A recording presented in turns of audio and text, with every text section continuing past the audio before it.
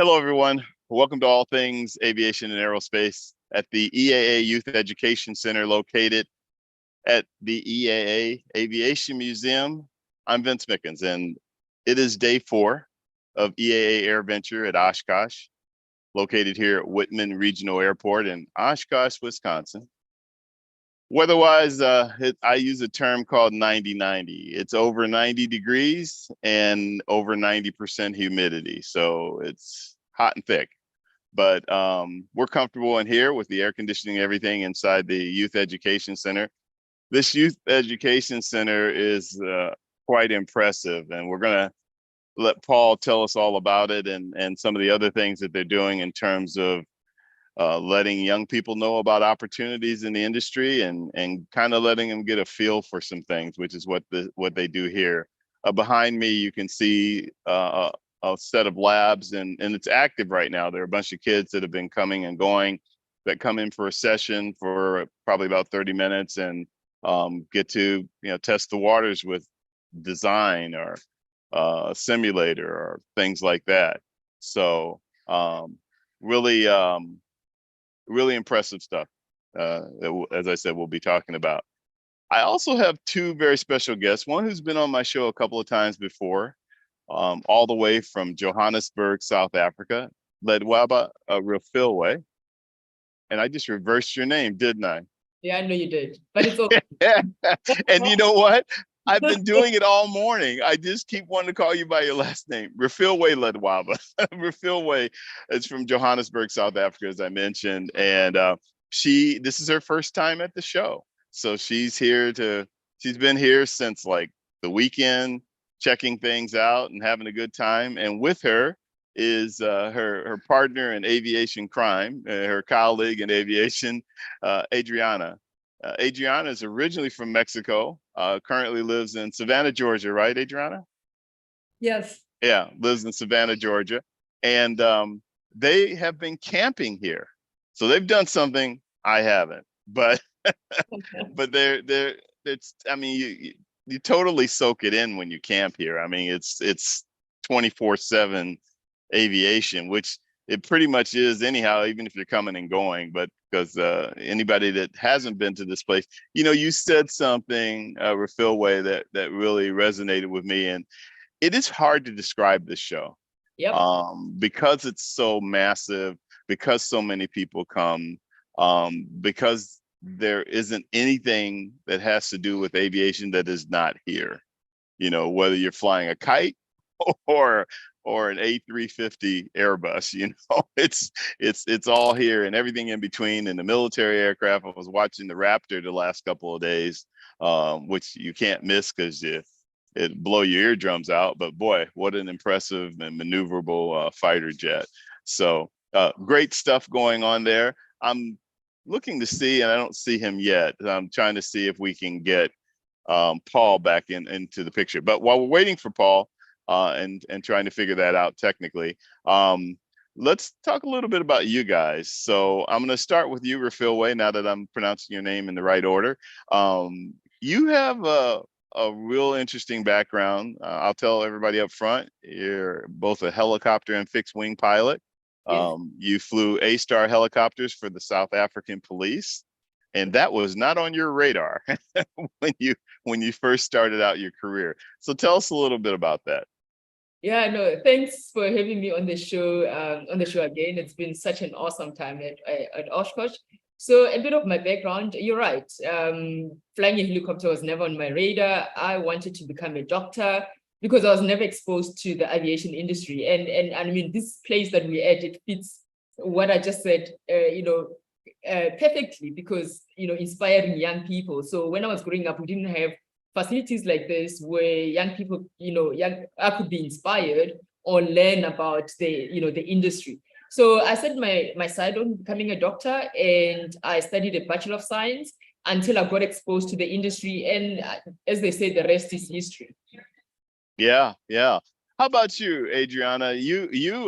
So I'm just learning about you. I'm meeting you for the first time today. And first of all, you have an aerospace engineering degree. And you've actually worked in aerospace engineering as a research engineer, a flight test engineer, et cetera. for a number of years. You're currently a CFI, teaching people how to fly a tailwheel, which is pretty cool. And you also have a foundation called Orca. So first of all, tell us a little bit about you and aviation. Where did aviation come from? How did you get involved? And when did you decide to study aerospace engineering? Well, thank you again for welcoming, for such a welcoming way to include me in the show. You didn't know you were going to do a Zoom call in the middle of being here. You're just camping and enjoying all the activities here, and all of a sudden this guy named Vince says, "Hey, you're a friend of Refilwe, so you need to come and be on the show too." Yeah. I'm glad to be here, and thank you for including me. Well, as a kid, I embraced my curiosities, and even though in my social circle I did not have anybody in aviation, I was fortunate to live close to an airport, and watching the arrivals often engage my curiosity, and thankfully internet allowed me to feed that curiosity and learn about flight sciences, and everything else kept sparking and my curiosity and feeding that spark until eventually I went to school and started studying it. I was just convinced that I was going to find a good life in aviation. Yeah, that's a good way to put it, because aviation is a good life. It's a great experience. You know, you have, it brings you into a community of meeting people on all levels in terms of what they do in the industry, whether they fly or they're a mechanic or they're an engineer or whatever the case. But we're all kind of the same mindset. We all kind of think alike, and it's a lot of fun. And you know, I've obviously been in it a long time. You can see the gray hairs there. But I've always found it to be a very welcoming community and that type of thing. And that brings us back to you guys being here at Oshkosh, which, you know, it's called EAA AirVenture, but for those of us who've been around for a long time, we call it Oshkosh, bottom line, even though that's just the name of the city where it is. Refilwe, first time. Yes. You know, and you're from another country. So you come in here, and I don't know, what's it been like? Yeah, so I've heard about Oshkosh, and it's been on sort of my bucket list, something that I wanted to do. But what I came here, when I came in on Sunday, we came in on Sunday, right? Yeah. Yes. I didn't expect what I See, you can't even remember when you got here. Yes. And, it's just been awesome. And I remember coming in, and the first thing that we saw were this vintage aeroplane parked. And I could not believe it. And I was like, oh my word. And, you know, and just a variety. And some of them I've never seen before. So she was like laughing at me, because she's like, no, this is nothing. You just have seen, like, you've seen just like 0.1% of what this place is all about. Because I thought that is it, because it made sense to me that should be it. And it kept on going, and just so many aeroplanes and so many things. And then the first day, and so that was so nice as well, that just going back, we also camping, meaning that we get woken up by sound of aeroplanes. And when we go to sleep, there's also aeroplanes. And we're the first people to see, you know, kind of the sunrise. See and hear, right?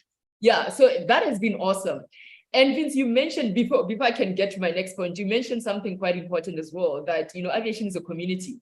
And we didn't know some of the people that we're camping around, but by now we pretty much know everyone there. Because right. Like a neighbor, right? Yeah. Which one is yours? Which aeroplane is yours? Which one are you flying? Oh, okay, you should. So it's just been, you know, it's just been amazing. Sure. And so the next day, the first day, typical, I want to see everything, and I'm trying to do everything. And by a half day, I realized that that's impossible. I need to be strategic. It's impossible to see everything in 7 days here. It's not, and I'm realizing that on the day. And so yeah, just going back to the app and seeing some of the things that interest that interest me, and some of the key takeaways. And you have to be that strategic where you need to have some kind of key takeaways. What do you want to take out of the of the whole experience? So I've had to go back, and it's just been amazing. Yeah, so I was gonna well, two things, because I was thinking of, like I usually do, think of several things at the same time, multitasking here in my mind. But let me go to you first, Adriana. You're kind of a veteran in the sense that you've been here 4 times. This is your fourth, right? Correct. Yeah. So how has this show evolved from the times you've been? And did you come consecutively, year after year, or did you come and then missed a few years and then come back and missed a few years? How did that work, and how did the show evolve in terms of what have you seen in terms of because this show has grown over the last 70 years, but in the last several years it's grown exponentially in terms of to give people an idea.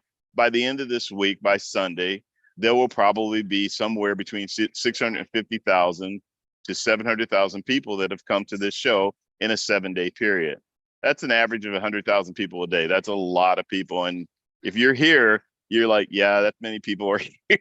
So 10,000 airplanes, 3,000 of them on display, 1,400 workshops. And I'm not even talking about the stuff here going on at the Youth Education Center.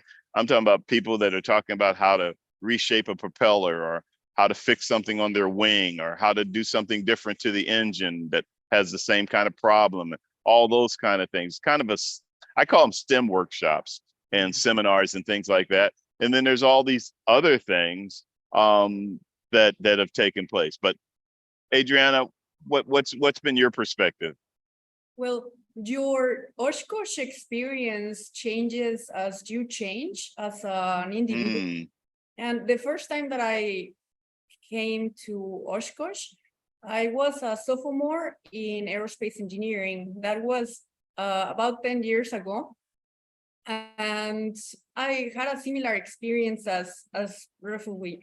Coming from Mexico, we have just a handful of air shows where we are amazed by the air shows and aerobatic pilots that visit our country. Yes. And that first visit for me was just out of everything that I could imagine. And it was discovering the world of aviation, like in one place that is in one location. Yeah. In one location, yes. Yeah. In that, I remember being in that as a first experience. I think as a young professional, I was looking for inspiration, confidence, and I was able to meet so many of my heroes in that first visit. People I read about in books, history. They were engaging with us in speaking engagements, and for me, that was how my first experience looked like. It was meeting with history, with aviation, with everything in one place. So it was very empowering and overall exciting. My second visit, it was consecutive. I came every year in the summer when I was doing my aerospace engineering degree. And eventually everything started to shift towards education. I love learning, and attending workshops was great. Then, like 9 years afterwards, I'm coming back and discovering that the experience has now.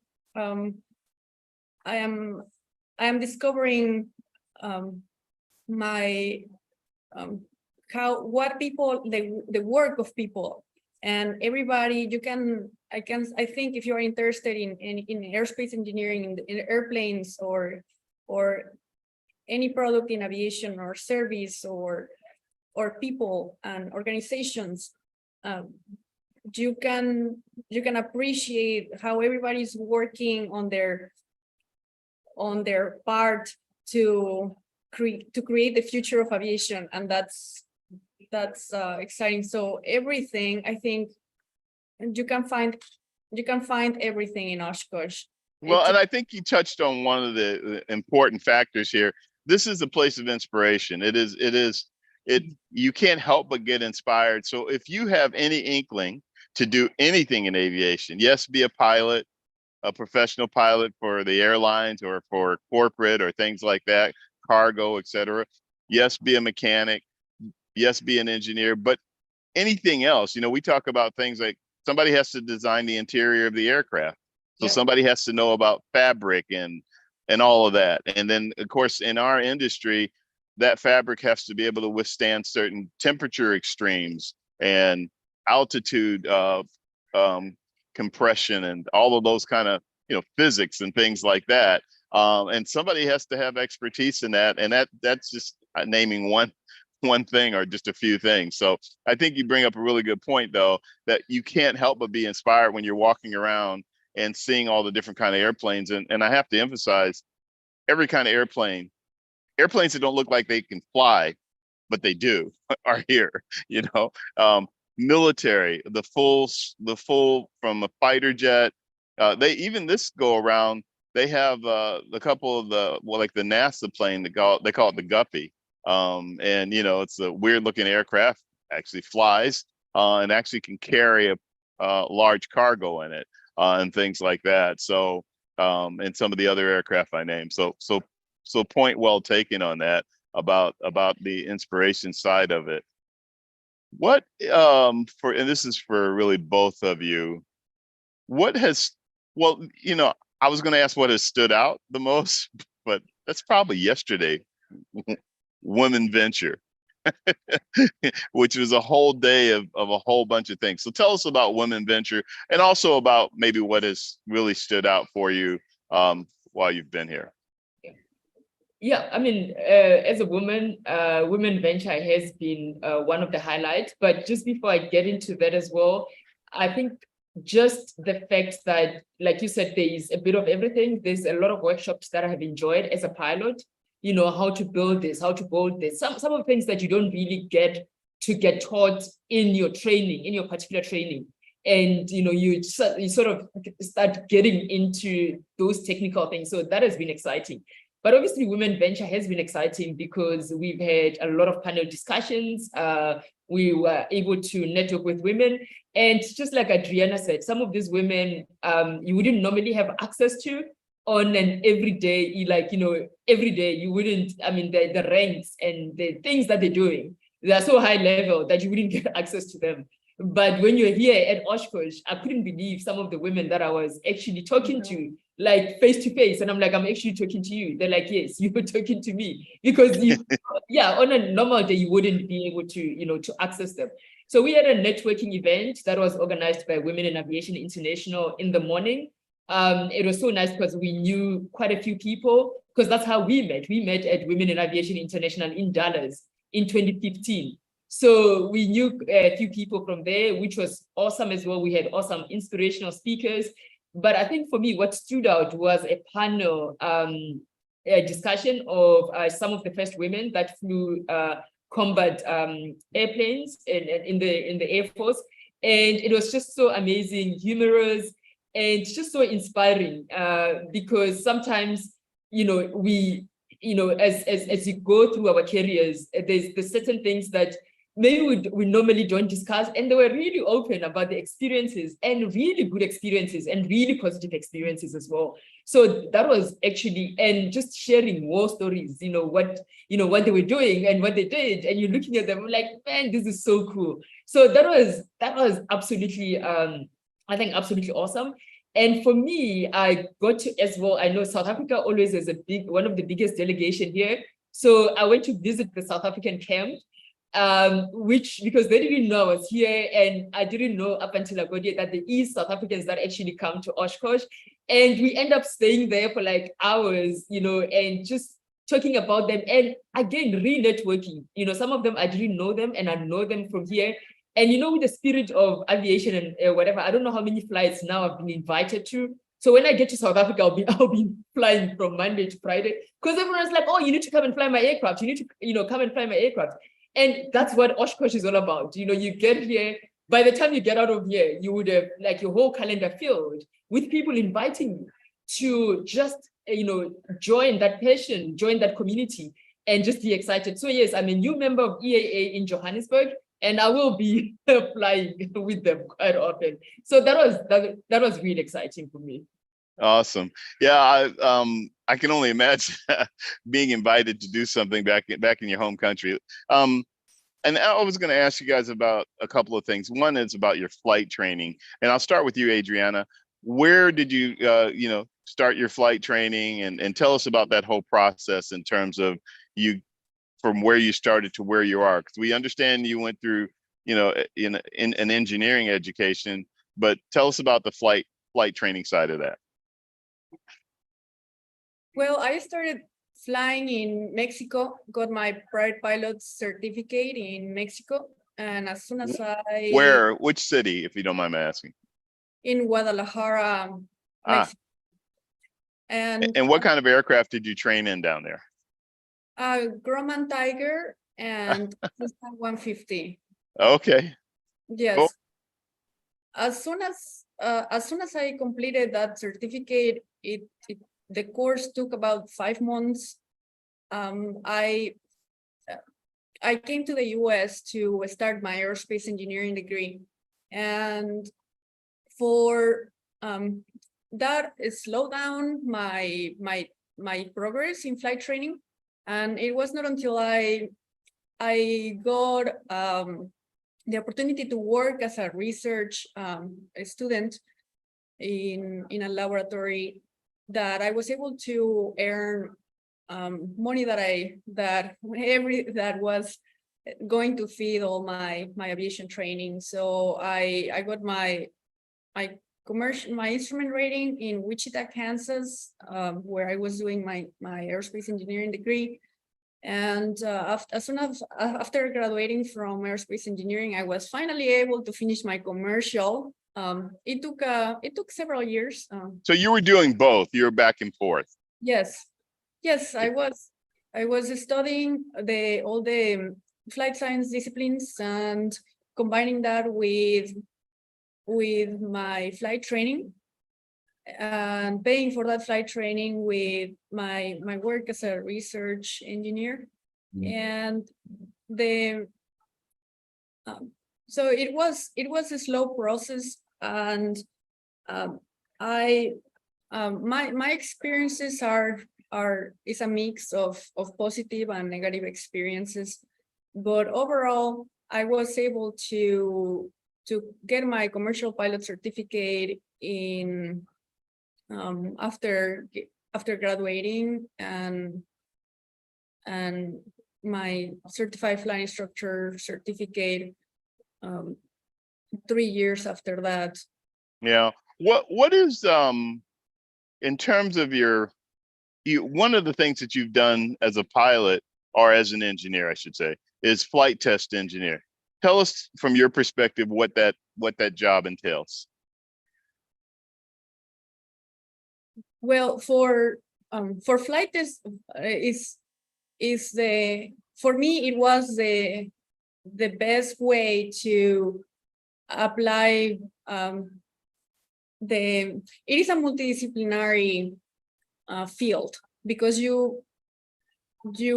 if you have a mind that loves to understand what's happening, flight test is fun, is engaging, because it allows you to combine all the disciplines in aviation, from aerodynamics, aircraft systems, everything that is within flight from flying the airplane to weather decision making, risk management. So to me, flight test is a field that allows you to develop, improve, and certify the technology that we are going to use tomorrow. And it is challenging for and engaging for all of the people that love learning, because you must have I believe you must have a multidisciplinary perspective to be able to find problems, solve problems, and be creative about how are you going to develop the technology of tomorrow. So it's for those that are into flight sciences and are hooked by aerodynamics, it's a great field to explore if you are interested. Speaking of that, so what do you guys think of this education center? Both of you walked in, and from the moment you walked up to it to coming inside, I could tell you were very impressed, like I have been. Yeah, it is amazing. I mean, they've got few labs, and in each lab they are running activities, hands-on activities, electronics, weather, flight simulators, everything that you can think of. So as a young person, just coming to this lab, I can assure you that just by walking in, you would want to fly, because it's amazing. It's an amazing way of introducing young people to aviation, and then as well, just because aviation, there's a lot of hands, where you have to use your hands, and with the simulators as well, it's exciting for them. So it was I was like, wow, I mean, I wish we had something like this, because it will really interest young people into getting into the industry. And I remember one of the panels as well was yesterday that we attended. They were talking about how do we keep on getting young people to get interested. And this is a perfect place that is designed to do exactly that. Because if I was young and I came here, I can assure you, I would do exactly what I'm doing now, be flying. So it is amazing, yeah. How about you, Adriana? Well, I think it goes to building a highly positive aviation experience. I was lucky that the motivation to keep learning about aviation came from within. Mm-hmm. And even with as simple as having internet access and just a simulator at home, and the ability to buy books and read, mm-hmm, was for me enough to propel, and of course a lot of aviation movies was for me enough to propel my journey. But I think nowadays you sometimes that's not always possible, having being able to have that coming from within, and having a positive experience that is immersive, that is genuine and direct. It's again, I think it's all about exploration in life and being able to understand that you like something or you don't, then that is fun or isn't, and it's interesting or it's not. And I think it's a great laboratory for I was excited when I learned you were building this, and it's amazing we are sitting here today. Yeah, absolutely. Yeah. You pointing at the wind tunnel behind you. I know, it's pretty cool. How often do you have a wind tunnel in a classroom, for kids, to actually see how wind tunnels work, and wind tunnels go back to the early days of aviation in terms of testing or airfoils and things like that. By the way, I just got a hold of Paul, and we had a technical problem, but he's going to come join you ladies in a couple of minutes. So don't be surprised you see him walking in with a chair and coming in between you. But while we're waiting for him, Refilwe, you have an interesting track that I'd like you to talk a little bit more about. You wanted to be an airline pilot initially, and fly fixed wing. Helicopter was something that was presented to you, and you can tell the story, that actually surprised you, and you ended up really enjoying it. Yeah, no, and I think it was because obviously I didn't know a lot about the industry. So my initial wanted to become a doctor, and then when I got exposed to the industry, I was set on becoming an airline pilot because I used to work for an airline, and I started taking private lessons and paying for myself. But that was going to take long because I could only afford about 1 to 2 hours a month because I was still paying my student loans and all this. So I decided I'm going to write letters to each and every company that I know. It didn't matter whether they were in aviation. If they had a little bit of extra money, I'm sure they could help. So I wrote close to 200 letters to different companies, and there were 3 companies that responded. And the first company was interested, obviously, in my story. You know, I had a science degree and I was already flying, and, you know, I've taken initiative, but they were interested in flying and training me as a helicopter pilot. And by then I didn't know anything about helicopters because I was never exposed to, you know, that particular environment. And I remember I was like, no, but I want to fly, you know, fixed wing and become an airline pilot. And the second company. And it was on the third one that, you know, we started having this conversation. I'm like, I need to actually be strategic about this. And I knew that they had aeroplanes because they said to me, we've got aeroplanes as well, but we want to train you as a helicopter pilot. So I end up taking up that particular opportunity. And in my head, I'm thinking, you know, I'm going to go in, do the training, and I'm going to stay like 2 years and then transition back to the fixed wing and become an airline pilot. I kid you not, the first time I got into that helicopter, I'm like, wow, this is amazing. And instead of the 2 years, I end up staying 10 years. And it was just one of the most exciting 10 years of, you know, my flying career. Even now, having flown fixed wings, I know the fixed wing pilots wouldn't like this, what I'm going to say, but having flown, Adriana won't like, but having flown. I understand. Hey, it's okay. Flying is flying.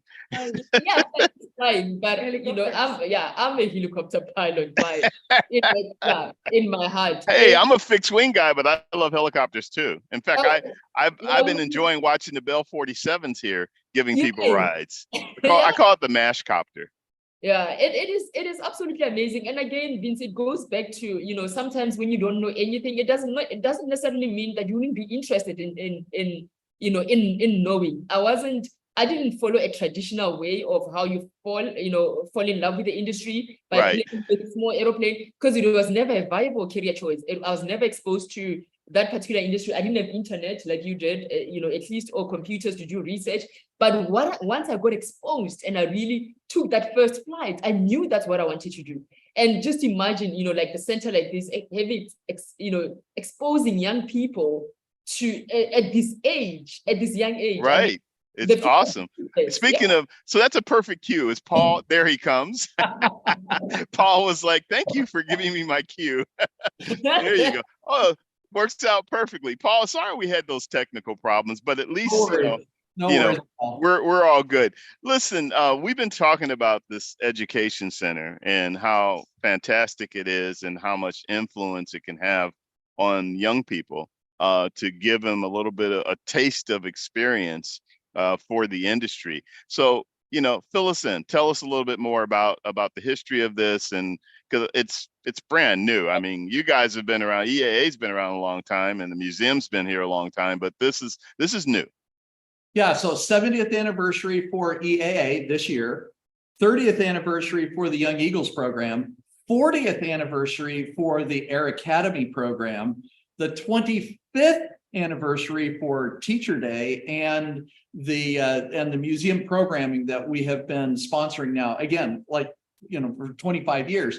And yet this facility that we're in right now, and I love the fact, Vince, that you are showing behind you all of the kids and the people that are engaged in activities here right now. I mean, we're kind of sandwiched in between.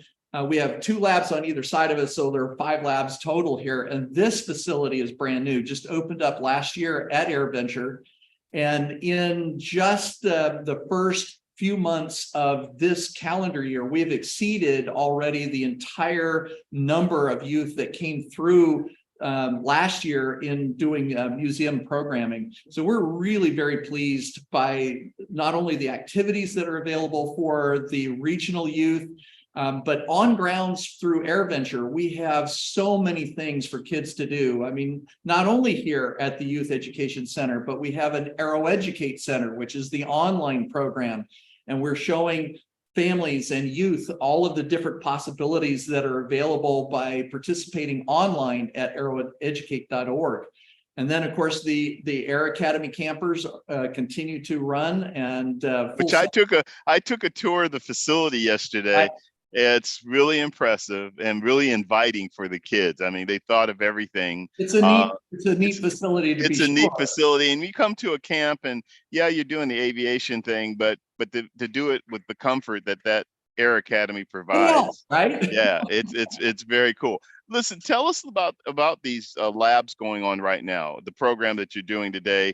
Kids are coming and going. What's going on in some of the labs on either side of you guys? So there is definitely an electronics assembly lab that's happening right next door to us, where kids are actually soldering circuits together and assembling an LED structure that runs its light through a clear plastic base and up towards an F-35 model that they also put together. So that's a really fun one. We also have a circuitry activity that we do. We have a wing rib assembly activity that's available. And is that with balsa wood or something? Yeah. I saw that one. And then you have a simulator room, right? Yes. So we have both we use a flight sim on a laptop with a joystick that is available. And then down below us on the main floor is the Pilot Proficiency Center that has Redbird sims with certified flight instructors and even a crosswind sim. And throughout this week, those who already have pilot licenses or are getting very close to finishing their PPL are allowed to sign up and get actual instruction that they can put into their logbook. You know, I know they're trying to be cool, Refilwe and Adriana, but when you said Redbird flight simulators, I'm sure they're like, where? And are we going downstairs when this is over? Yeah, and EAA and Redbird are very close together. And so we have Redbird sims at the Learn to Fly Center that youth can also participate, as well as anybody that's wanting to maybe polish some skills. And then Redbird is here on the grounds as well with multiple simulators. I mean, pretty much anywhere you look, throw a stone, you're going to hit a sim somewhere. Absolutely. So you have all of these activities going on, and of course the show itself. What can you tell us from your perspective about this great show that they have every summer here for 7 days? Well, we were talking about this earlier, weren't we? I mean, it's your first time, and you've been here a few times, right? And I'm kind of a newcomer. I came in 2018, came again in 2021 with a couple of my brothers who are also into aviation, to try to understand what AirVenture is. It defies explanation. It defies the ability. I mean, you were saying it's like you can try to explain it, but it's like we were talking about that earlier. Absolutely, right. How difficult it is. Exactly. You know, Paul, I kind of threw you in the hot seat here and haven't given our audience a chance to. I mean, you were on the show a couple of weeks ago, but tell us again about your background, because you're an educator, right? So I actually came to EA straight out of the classroom. I taught U.S. history for the 7th and 8th grade level for 16 years.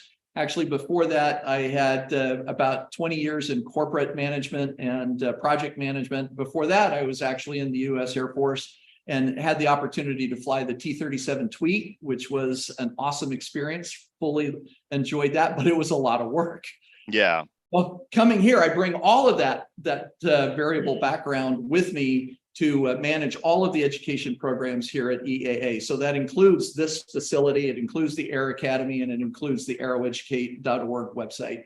Yeah. What's going to be going on the rest of today, tomorrow, and through the weekend in terms of you guys' programs?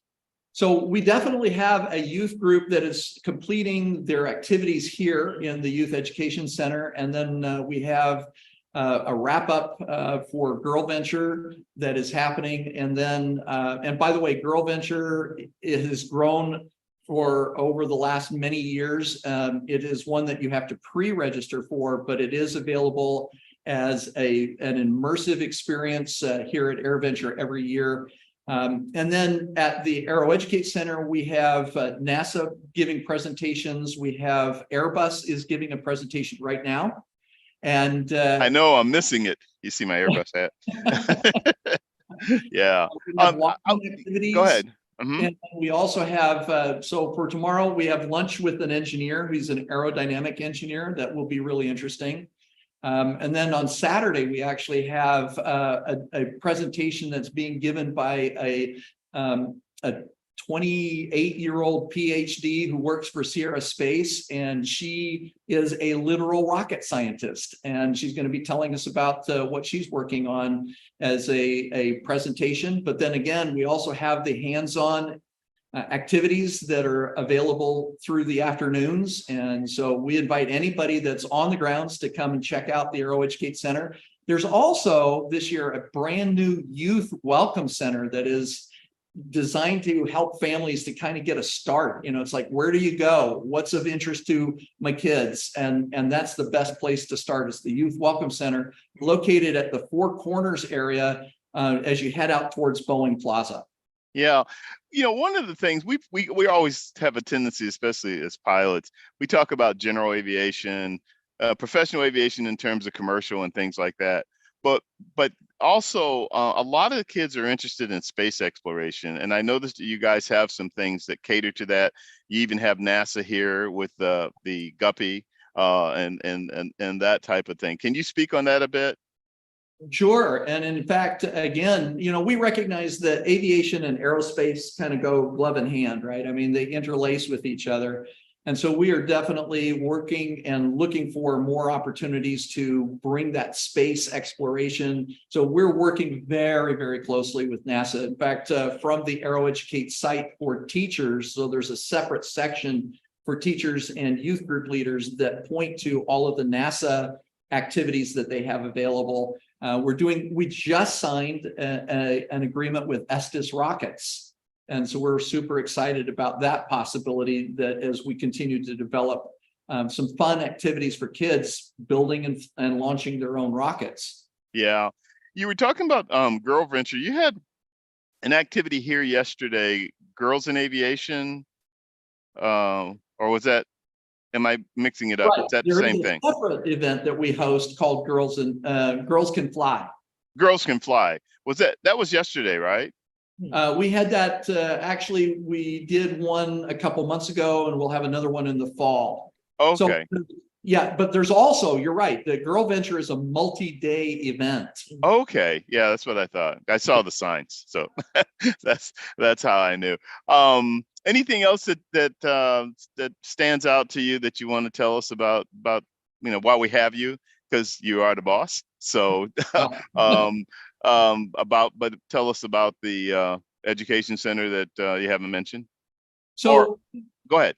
That Boeing has very generously donated the finances to be able to allow all youth from 2 to 8 through 18 to be able to come to AirVenture for free. And so if you're not, if you haven't come to AirVenture, you're thinking about maybe doing it, you're not sure whether the kids could come with or would even be interested, I would invite you to consider planning now for AirVenture 24. And all of the things that we're doing for youth will continue to grow and improve. And we're super excited. We're already taking ideas for next year. But to give you an example, on Monday, we had Mac and Zara Rutherford, who are the Belgian teens that each flew solo around the world in an AeroShark aircraft. And they both gave presentations Monday morning to an absolutely jam-packed forum house. I mean, we had double the— I can only imagine. Yeah. They were, and in their whole message is that if you dream big, you work hard, and you get the right support group, you can accomplish really, truly amazing things. And I think both of you are a testament to exactly that same sort of thing. You dream big, you work hard, and look at what you're accomplishing. And that's a perfect segue, because the next thing I was going to do is ask Refilwe or Adriana if they had a question for you, because both of them have been promoting getting youth in aviation with their organizations. Refilwe with yours in South Africa, and also with yours. And Refilwe, you'll have to say the name of your organization because I'm drawing a blank right now. And then Adriana's, yours is Orca. But did you guys have any questions for him or comments about what he's talking about? Yeah, no, just a comment. So my organization is Girls Fly Africa, and I'm really as well inspired about, the work that I've seen here. And so my comment and question is, how do we leverage, like coming from South Africa now, where we are, context some of the knowledge that you have built here to make sure that we impact as many young people, not absolutely. only, all over the world. Right. I know there are EAA chapters around, but not necessarily facilities and some of the programs that you currently run. So how can we leverage such a probably exchange of knowledge? Right. And the nice thing is that aeroeducate.org, being a website, is available worldwide. And it is fundamentally it's English language, but that's okay because obviously the language of aviation is English, and that will help with their learning and their training, I'm sure. We actually have youth who have signed up through South America. We have youth that have signed up in Australia. We have youth that have signed throughout the Caribbean islands. And we're definitely working right now with the government, the CAA, the Civil Aviation Authority of the United Kingdom right now. And so, yes, even though we kind of have started this through the focus of EAA, the reality is this is very easily translatable to a worldwide audience. The activities are fun. They're designed to engage the kids and let them explore at their own pace and their own interest and just kind of weave through. It's not like a curriculum where you start one place and come out at another place. And so all of those activities, of which right now there are 176 self-exploratory activities at 4 different grade levels, because we want to create the wording of each activity so it's best comprehension for those age groups, right? And so having done that, we would be absolutely thrilled to have more international registrations. And if it comes to a point where you say, well, is there a way to leverage some of what we've got and move that to an environment in South Africa, we could certainly talk about that. Or for Mexico, right? Yeah. Adriana, did you have a question for him at all? Well, also a few comments. I think aviation it's much more than just flying. Is that absolutely passion and their I think the experience, going back to the EAA, being foundation experimental, the spirit, advocating to promote the spirit of aviation. I think that's very important, especially right now, and going into the future. How can we seed that and grow the seed and promote that? And I think I have been following this enterprise for the last few years, because I think it was fundamental for everybody in aviation to do their part to protect those values that brought us to aviation, and that keep us engaged and loving aviation. And with this, by taking that here, it's like a way to provide that positive experience for really anybody. And it's like a chain reaction for everybody to do similar work, so that we can create similar positive experiences globally as we work together to keep aviation not only alive, but with that zest. Vibrant. Yeah. It's I can see why you and Refilwe are friends. So you guys are both on the same page, but well said. Because I think you're right. It kind of encompasses the spirit of our industry, and that's what EAA focuses on in every aspect, in every way that they can. So we are running out of time, but I wanted to give you, Paul, a chance to, and really, I just wanted to say to you, besides the fact that this is an amazing facility that you get to run, if you as a teacher, as somebody that's the director of this facility, you run into somebody that doesn't really know anything about aviation, but maybe has an interest, what would you say to them in the beginning of that conversation? Well, I would actually start off by saying that anything that a young person can dream of, anything that they think that they're interested, any talent, any skill that they can think of has an aviation corollary. The next thing that I would try to emphasize is that with aviation and aerospace, again, counter plugging in, right, is that there's tremendous opportunity. There are talent shortages that are only going to grow for the next 20 years. And we absolutely need more people to be purposefully engaging and getting into the aviation and aerospace industries. Again, that's part of what we created AeroEducate to do. And the nice thing is that not only is it engaging work, it's challenging work, it's thrilling work, it's vital for the success of entire economies. And I don't just mean corporate economies, I'm talking about national economies. And we desperately need to continue to strengthen. I believe that we're right on the cusp of another major leap forward in terms of aviation and aerospace technology and knowledge. And right now we're in that experimental phase, and experimental means innovation. And that's the other exciting part. So if we have youth out there that are interested in experimenting and innovating, and they're really interested in pushing the limits, this is the best place to be able to do it, is in the industries of aviation and aerospace. I couldn't agree with you more. I totally agree with you about that, about the opportunities and about the industry itself. I mean, advanced air mobility, that's a big thing, and it's the next phase, and it involves a lot, because the FAA air traffic control has to figure out how to incorporate that into the system where everything else is. And I was just talking yesterday about the fact that we're doing numerous rocket launches now, almost like every day or every other day, all over the world. But even here in the United States, we're doing them on the East Coast, West Coast, and in between. And somebody's launching a rocket all the time. And the reason I bring that up and the reason I was talking about it yesterday, is because it's not just a simple thing to launch a rocket and drop some satellites in the sky.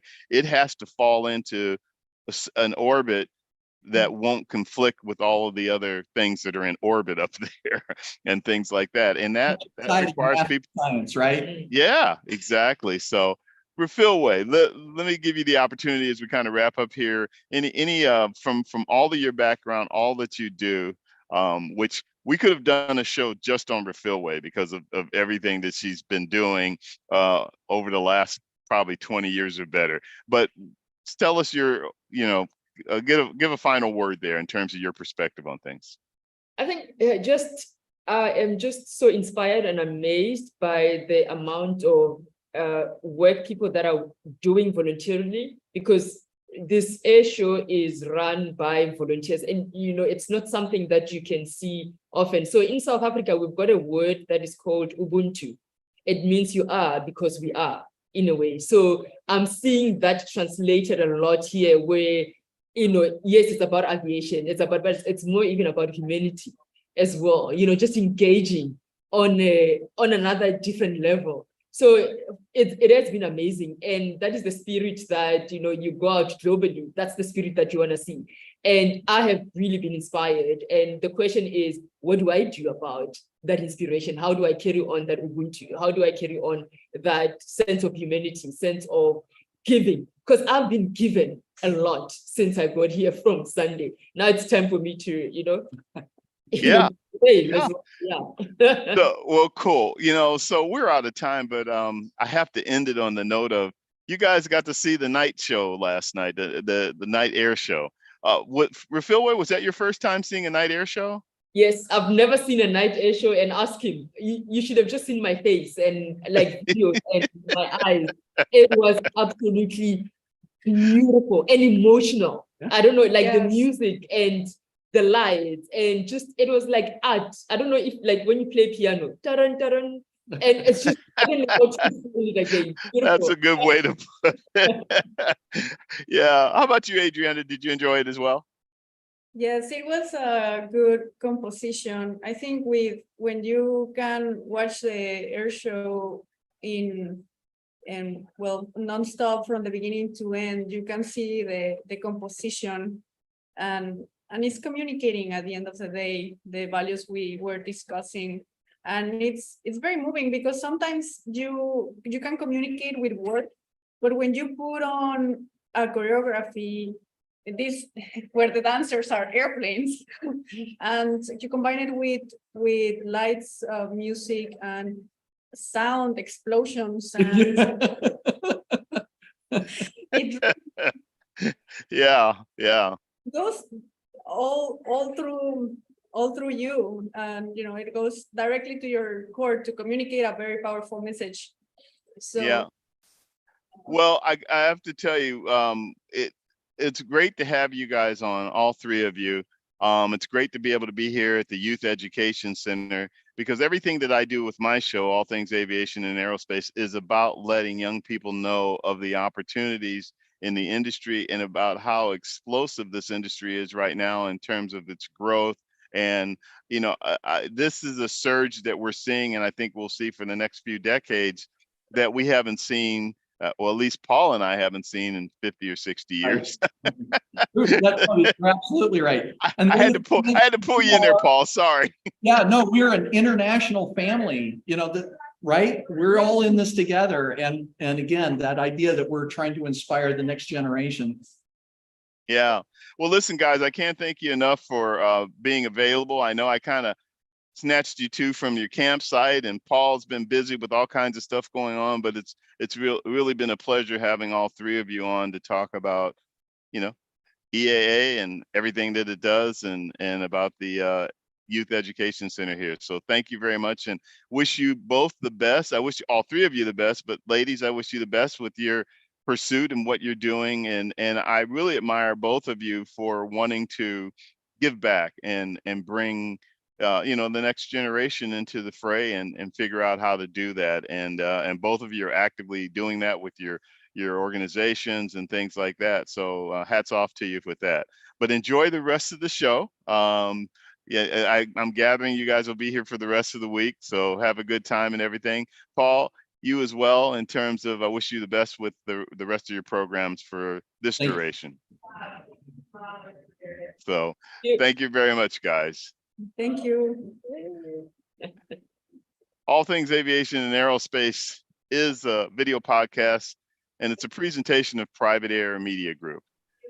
Available to watch on demand via my Private Air Media YouTube channel, LinkedIn Live page, and Facebook Live page. We've been on all three right now, and it'll be available after that. It is also available in audio-only version for those of you who just like to listen to the podcast, and it's on Spotify, Apple, or wherever you choose to listen to your podcast.